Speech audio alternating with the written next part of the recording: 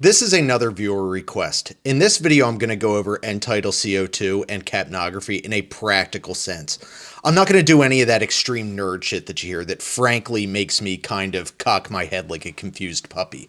Like, you can tell if there's internal hemorrhage based on a low End-Tidal value, or you can correlate a lactate level with an End-Tidal value. But I'll shut up. For my thoughts on the limitations of capnography and why you don't need to monitor it on every single patient, check out my video, Monitoring End-Tidal CO2. There are two things you're looking at, the End-Tidal numeric value and the capnographic waveform. As far as the End-Tidal number, normal is 35 to 45. An elevated End-Tidal indicates retention of CO2, or hypercapnia, and that infers hypercarbia. A low End-Tidal CO2 indicates hypocapnia, and that infers hypocarbia. As far as the waveform, you want to look at the morphology. Does it look normal? Does it have a nice plateau top? Look at the size. Is it big or small? If they're retaining a bunch of CO2, then that's going to show a big capnogram because it's measuring lots of CO2. If it's a small waveform, then it's only measuring a small amount of CO2,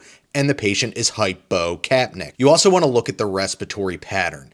You can see hyperventilation evidenced as frequent small boxes. Frequent because the respiratory rate's high, and small because they're blowing off all their CO2 and there's not a whole lot to measure. You'll see hypoventilation as a slow rate with big waveforms, and they're big because the patient's retaining CO2 because they're not breathing it out, and there's a lot to measure. So let's say you have a heroin overdose and they're breathing 4 times a minute. They're going to be slow and hypercapnic. You fix the overdose, you're going to see the respiratory rate pick up and the waveform normalize. Things that cause increased CO2 retention due to bronchoconstriction include asthma and COPD. If the patient has one of these obstructive pathologies, we know that they can't get air out.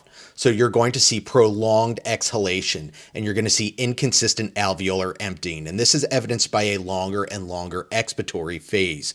You lose that nice plateau shape, and you get what is called a shark fin waveform. Now, this shark fin waveform is useful in helping to differentiate the causes of dyspnea, and it's also useful in trending your treatments and seeing how they're working. If you see the waveform start to normalize as you're treating your patient, then you know that your treatments are working and you're on the right track. But always treat the patient and not the number or waveform. If your respiratory rate is elevated, then the patient is breathing out CO2 at a faster rate, hence causing a lower level of CO2. And this is due to hyperventilation. It could be that you're bagging the patient too quickly. It could be that your ventilator rate is set too high. Maybe they're hyperventilating because of anxiety, or they're hyperventilating because they're compensating for metabolic acidosis. Real example, you would see the DKA patient or the septic shock patient as hypocapnic because they are breathing rapidly to compensate for that dropping pH. So they're blowing off that acidic CO2 to compensate for the metabolic acidosis. We have all heard that End-Tidal CO2 with waveform capnography monitoring is the gold standard for confirming that the endotracheal tube is in the right spot. Well, yeah, no shit. CO2 removal happens in the lungs. If there is End-Tidal CO2 being detected, then you know that the tube is in the lungs, because if it's in the esophagus, it's not going to be picking up on any CO2 removal. If you have an End-Tidal value and a waveform, then you know that there is oxygen and CO2 exchange happening, and that only happens in the lungs. And that requires metabolism, and that requires an alive patient, because a dead patient can't do metabolism. Now, we can replicate-ish metabolism and perform ventilation and circulation with CPR. That's why you will get an End-Tidal value even if the patient's in cardiac arrest and you're doing CPR. The better the CPR, the better the End-Tidal is going to be. If you're doing great CPR and you have a low End-Tidal value, or the End-Tidal is consistently dropping, then you can pretty much take to the bank that the patient is not going to be resuscitated and that they are dead. That is why they say End-Tidals under 20 during CPR are predictive of a dead patient.